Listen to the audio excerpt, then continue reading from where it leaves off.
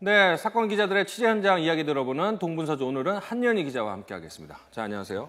네, 뭐 간단하면서도 잘 속기 쉬울 수밖에 없는 이른바 뭐 밑장 빼기 뭐 이런 거를 취재를 했는데 어떤 내용인지 한번 화면을 보면서 설명을 해주시죠. 네. 지금 이 사건은 지난 토요일 밤 경기도 안양에서 벌어진 사건입니다. 얼끔하게 차려입은 남성이 지금 카페로 들어오고 있는데요. 6,000원짜리 케이크를 시키고 이 10만 원짜리 수표를 내밉니다. 그리고는 94,000원 거스름돈을 이렇게 챙겨봤는데 챙겨받자마자 이 화면을 보시면 그 가방 뒤에서 바로 아래에 있는 10,000원짜리 3장을 이렇게 빼갑니다.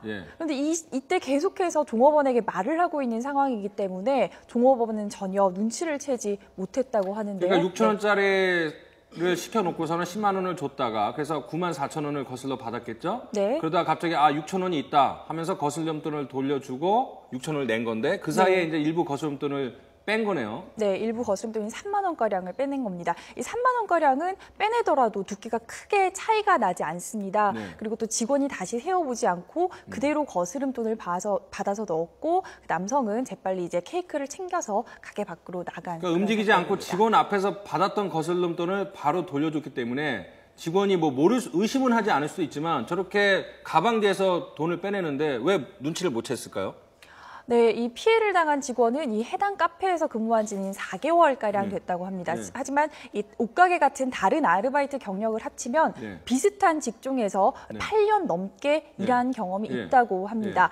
거기에다가 옷가게에서 일할 때는 위조 수표 사기를 당한 경험도 있다고 합니다. 그래서 이 영상을 전체적으로 보면 수표를 받았을 때 위조인지 아닌지 굉장히 꼼꼼하게 확인하는 그런 모습도 볼 수 있습니다.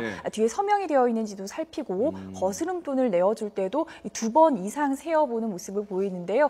그런데 남성이 계속해서 대답을 할 수밖에 없는 질문을 던져서 신경을 쓰지 못하게 합니다. 또 갑자기 뒤에 다른 손님들이 들이닥쳐서 빨리 이 사람에 대해서 처리를 해야 된다는 부담도 있고 또 시간적으로도 아까 말씀하신 것처럼 바로 앞에서 무엇을 할 수 있는 시간이 아니다라는 생각이 들어서 의심 없이 돈을 다시 세어보지 않고 다른 가게에서도 일해본 경험이 있기 때문에 직원 나름대로는 수표 위조 여부를 판단하기 위해서 이렇게 고개를 숙이고 신경을 쓰는 틈에 순식간에 바꾼 건데 그러면 어떻게 거스름돈을 덜 받게 됐다는 걸 어떻게 알게 된 거죠?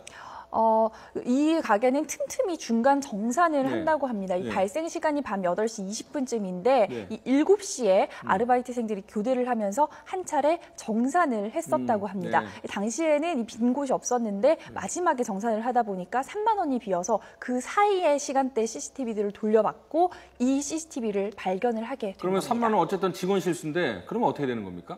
네, 이 3만 원이 비어서 결국 직원이 물어내야 했습니다. 다행히 혼자 물어낸 것은 아니고 관리자가 절반을 물어내고 직원이 나머지 15,000원을 물어냈습니다. 자, 그렇다면 저 직원의 특성을 알고 저 카페에서만 범행을 한 건지 아니면 다른 곳에서도 저런 이른바 밑장 빼기 거스름돈을 한 건지가 궁금한데 어떻습니까?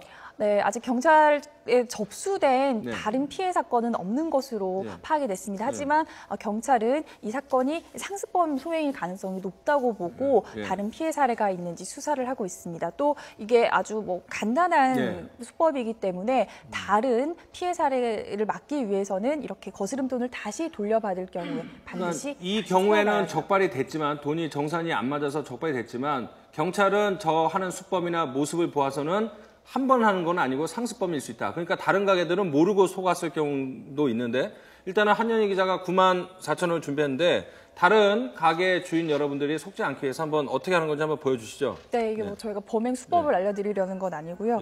10만 원을 내고 저한테 94,000원을 제가 이제 94,000원 거슬러 줬습니다.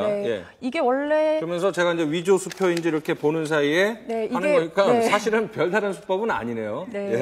뭐 원래 이게 8,000원짜리인 줄 알았는데 6,000원이네요. 제가 1,000원짜리가 있습니다 하면서 돌려주는. 그러니까 속는게 이상할 정도지만 워낙 정신산만하게 만들어 놓고 그 틈을 짧게 이용해서 하는 건데 경찰이 어쨌든 상습범일 가능성이 높다고 하니까 이 가게 주인이나 종업원 여러분들 피해 입지 않도록 조금 주의를 기울여야 될 것 같습니다. 네, 지금까지 한연희 기자였습니다. 고맙습니다. 네.